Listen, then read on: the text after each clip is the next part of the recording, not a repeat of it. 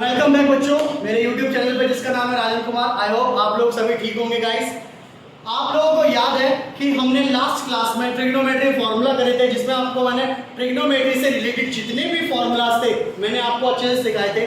I hope आप लोगों ने उसका रिवीजन किया होगा, घर पे प्रैक्टिस की होगी, तो आप लोग उस चीज को सीख गए होंगे। उससे लास्ट क्लास में आप लोगों को पता था मैंने ट्रिग्नोमेट्री टेबल कराई है आपको, और ट्रिग्नोमेट्री टेबल इतने ही इजी वे में कराई है कि सिर्फ आपको सिर्फ एक वैल्यूज याद रखनी है। उस वैल्यू के जरिए आप सारी ट्रिग्नोमेट्रिक टेबल जो कि साइन, कॉस, टेन, कोसेक, सेक, कॉट, जिसमें हमारी 0 की वैल्यू, 30 डिग्री की वैल्यू, 45 की वैल्यू, 60 की वैल्यू और 90 डिग्री की वैल्यू का बहुत ही इजी वे में कर सकते हो। आप लोग अगर मेरे चैनल पे नए हो तो आप मेरी पुरानी वीडियोस को देख सकते हैं, जिससे आपको इन चीजों का लाभ उठा सकते हैं। चलिए बच्चों, समय खराब न करते हुए हम शुरू करते हैं। आज हमारी एक्सरसाइज है 8.1 ट्रिग्नोमेट्री की, जिसका हम सबसे पहला क्वेश्चन करते हैं और एक एक करके हम इनके सारे क्वेश्चन को वीडियोस बाय वीडियोस करते रहेंगे। तो चलिए बच्चों शुरू करते हैं।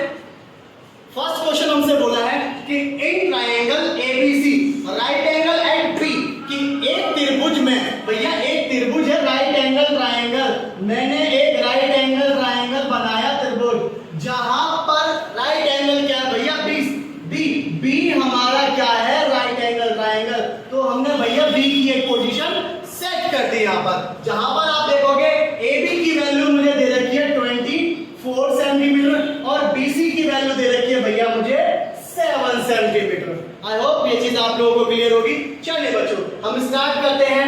इन ट्रायंगल ABC की भैया त्रिभुज ABC में जहां पर AB की वैल्यू दे रखी है आपको 24 सेंटीमीटर, BC की वैल्यू दे रखी है आपको 7 सेंटीमीटर। भाई मेरे पास हाइपोटेन्यूस नहीं है, मेरे पास लेंथ है, मेरे पास बेस भी दे रखा है, बट अगर मुझे हाइपोटेन्यूस कर्ण निकालना है तो अकॉर्डिंग टू पाइथागोरस थ्योरम, तो मैं लिख सकता हूं बाय पाइथागोरस थ्योरम।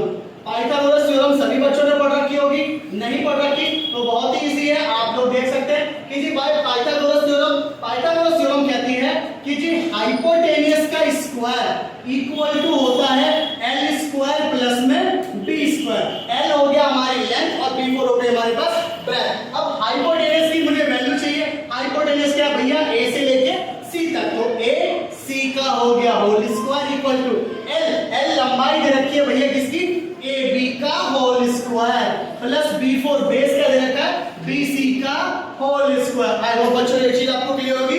तो AC का whole square equal to AB की वैल्यू दे रखी है बच्चों 24 का स्क्वायर प्लस BC की वैल्यू है मेरे पास 7 का होल स्क्वायर। भाई AC का होल स्क्वायर इक्वल टू 24 का होल स्क्वायर होता है 576 प्लस 7 का स्क्वायर होता है 49। अब आप लोग सोच रहे होंगे भैया कि भैया ने तो 24 की स्क्वायर याद कर ली और फटाफट से लिख दिया। नहीं बच्चों, मैं आपको एक इतनी शॉर्ट ट्रिक बताऊंगा कि आप 1 से लेकर 1000 तक, 1000 से इनफिनिटी तक कितनी भी मल्टीप्लाई हो, आप उसका कितनी भी स्क्वायर हो, बड़ी इजी वे में आप उसकी मल्टीप्लिकेशन निकाल सकते हैं। चलिए बच्चों, AC का होल स्क्वायर इक्वल टू भाई 576 और 49 जोड़ोगे तो 625 होता है। अब AC के ऊपर स्क्वायर है, स्क्वायर को अगर मैं दूसरी तरफ भेजूं तो दूसरी तरफ जाके भैया बन गया ये स्क्वायर रूट में, और AC बराबर भैया 625 के फैक्टर होते हैं 25 गुणा में 25। और आप सभी को पता है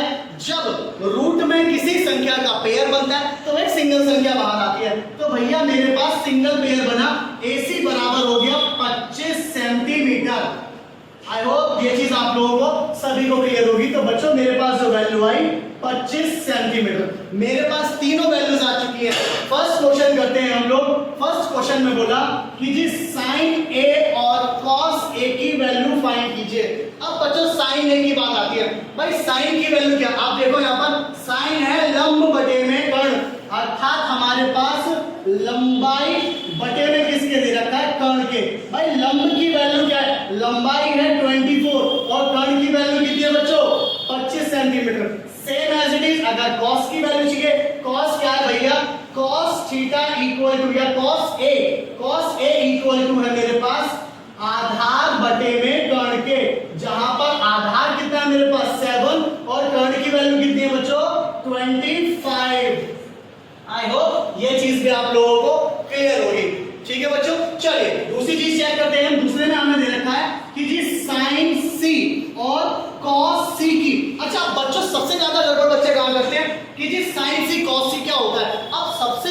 महत्वपूर्ण ये बात है कि जहां मैं आप लोगों को सिखाऊं, अगर आपसे कहे कोई ए की वैल्यू पूछना है तो ए हमारा सर्वप्रथम ऊपर होना चाहिए। हम इस बी को नहीं छेड़ेंगे, क्यों?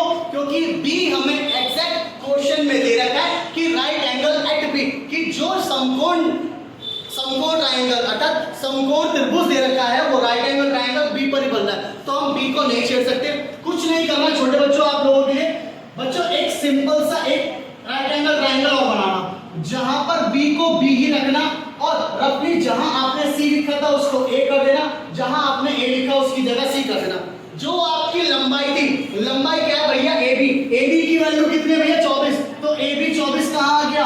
अब बेस में आ गया। अब बीसी क्या है भैया? आधार का जो आधार कहां चला गया? लंबाई में, तो बीसी की वैल्यू कितनी है? 7 सेंटीमीटर। और एसी का एसी भैया ये तो फिक्स है अपनी जगह पर, क्योंकि सिर्फ वैल्यू चेंज हुई है, कर्ण का कर्ण एज इट इज हुआ है मेरे पास। तो बच्चों बस हो गया हमारे पास साइन सी। भाई साइन सी आप लोग देखोगे, साइन क्या होता है?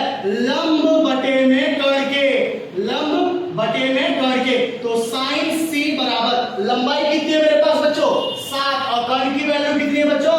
25। दूसरी वैल्यू क्या है? कॉस सी, और कॉस की वैल्यू क्या बच्चों? कॉस है आधार बटे में कर्ण के, आधार बटे में कर्ण। ओके बच्चों, तो कॉस सी आधार कितना बच्चों? 24, और कर्ण की वैल्यू कितनी है? 25। ये हो गया आपका आंसर। आई होप इस चीज में अगर आपको फिर भी कोई डाउट है, फिर भी कोई समस्या है, तो आप कमेंट बॉक्स में जाइए, कमेंट कीजिए, मुझे बताइए कि हाँ आप लोगों को कौन सी चीज क्या समझ नहीं आई है, और ज्यादा से ज्यादा अपने दोस्तों में शेयर कीजिए ताकि वो इस चीज का लाभ उठा सके। अब मिलते हैं नेक्स्ट वीडियो में। जय हिंद, जय Bharat, thank you so much.